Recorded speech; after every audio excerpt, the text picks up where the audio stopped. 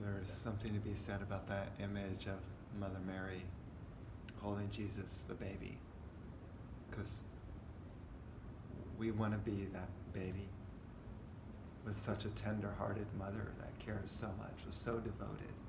We want to feel like that, so taken care of, right?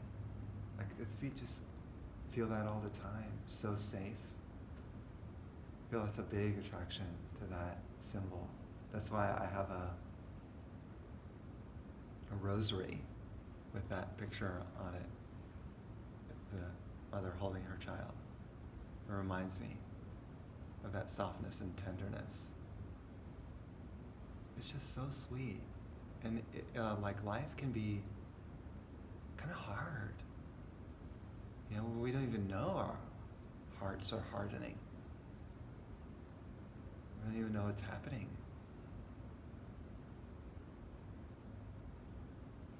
We have to put some sort of shell of protectiveness, protect ourselves from a difficult world, even from the beginning when we come out of the womb and it's like, man, bright lights, and it's like kind of scary. What does the baby do in this world? I mean, it was so comfortable in the womb, just like being in this nice warm place. And now in a big wide world, and what do? And then you don't even get any instruction book.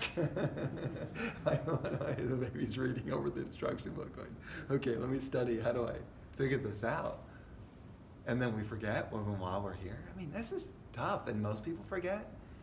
We're walking around and competing against each other, and like this whole game that we play on Earth. We've made it challenging.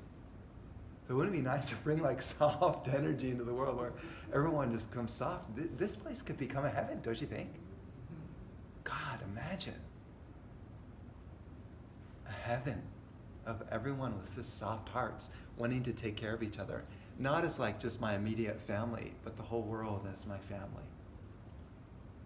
All my fellow earthlings, those plants out there, all the grass, all the little insects in there, all part of my earth family. We're all on the same ship, floating on the same ship in the middle of space, in the middle of nowhere. And we have a bunch of brothers and sisters, these little, whether they're super tiny or they're really big creatures. All of us are part of our family.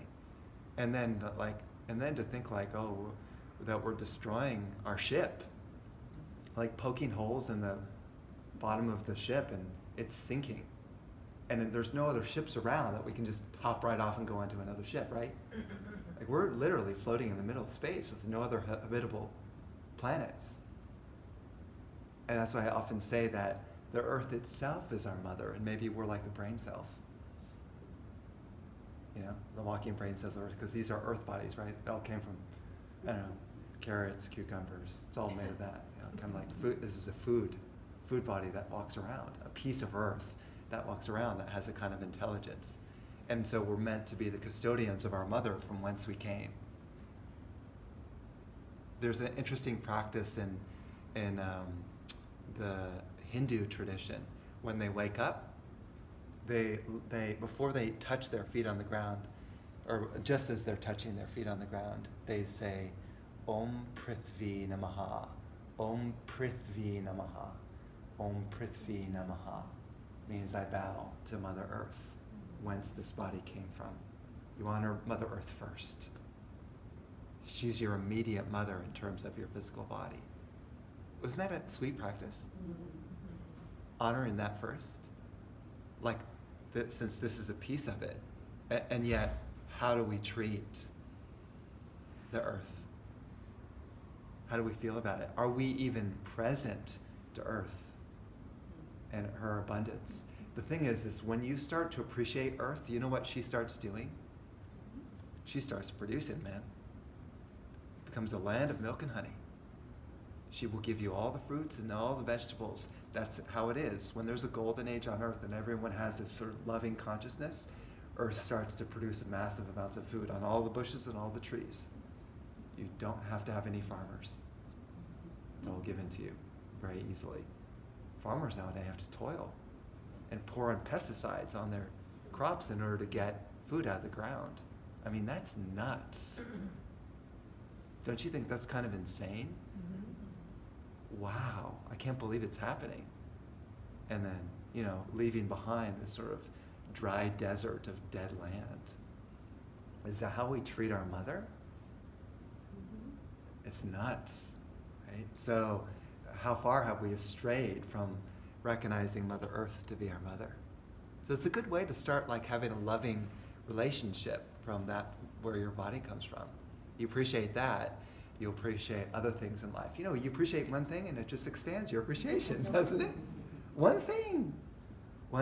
Earth is the easy one to because Earth also doesn't necessarily talk back. I don't know, lately. Maybe it does. Maybe it does. But in general, because with humans, you got the talk back. And that's sometimes hard to handle. It is. It's hard. It's kind of hard because people have their issues. But the Earth is just gladly saying, this is your home. I provide you this. I'm not asking for anything in return. I'm just providing you with something very unselfish. In India, they worship the cow. They call it cow mata. That means mata means mother, cow means mother, or gao means cow, mother cow. You know why?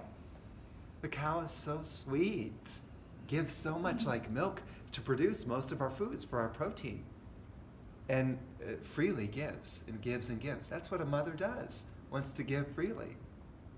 No wonder they worship the cow. And treat it like a very holy being. I love that idea. Isn't that nice? So sweet.